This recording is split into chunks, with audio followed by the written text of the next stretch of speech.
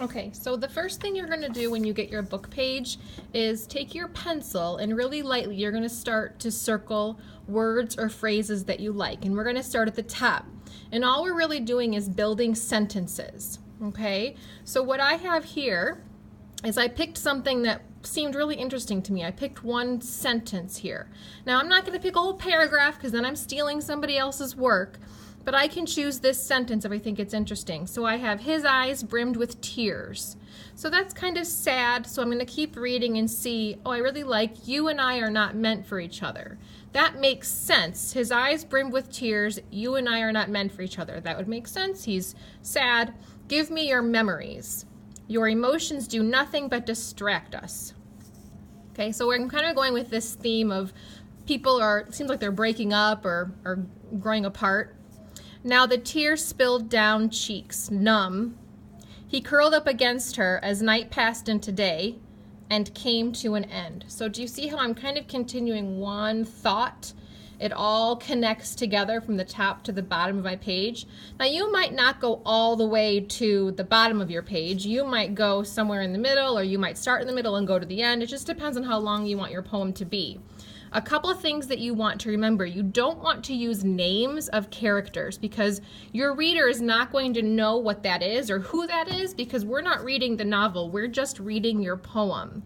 Okay? So we're going to avoid specific places, names of characters, words like mom, dad, uncle, things like that. We want to kind of keep things a little bit more general or vague so that it's easier to understand. So if you get a page and you're like, I'm not feeling it, I don't love it, turn your page over. There's tons more words to choose from. If you don't love an entire page, that's totally fine, but you have to erase, erase, erase before you put this page back for somebody else to use. Okay?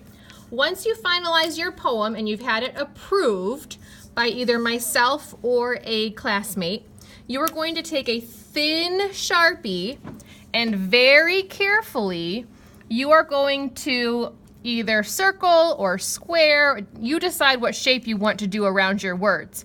But here's the thing that's super important. If you draw over any part of the word that you want and we can't read it anymore, you can't use it, and that's going to change your poem. So it doesn't matter if you draw over letters or words that are next to what you want. If you don't want those, that's fine. So I'm going to go ahead and give myself as much space as I can. Okay?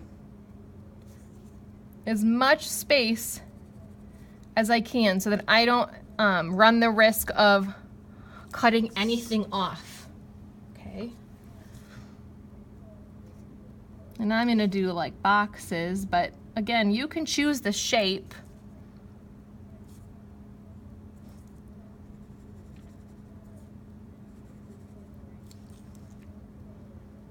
And I'm being really careful. I'm working slowly.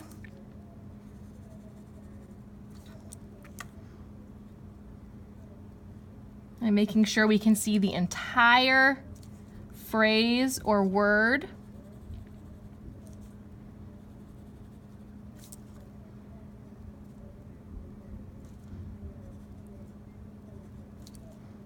Because I don't want to cut off any part of my poem because then I can't use it and then I have to kind of start all over. And again, it doesn't matter if you draw on top of things you're not going to use. That's totally fine because you're not going to use it.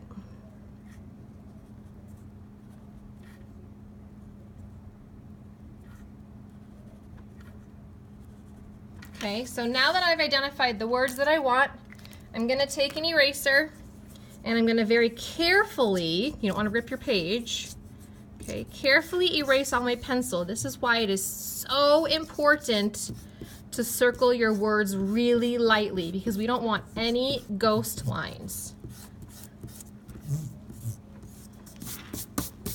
Okay. So now I'm ready to Zentangle around my poem. Now I can Zentangle and it could go with a theme. I could add imagery that matches what's happening in the poem, or I can just do general Zentangles. You can free tangle where you just start and see what happens, or you can divide your page into sections just like you did with your practice and do a different pattern in each section. That's totally up to you.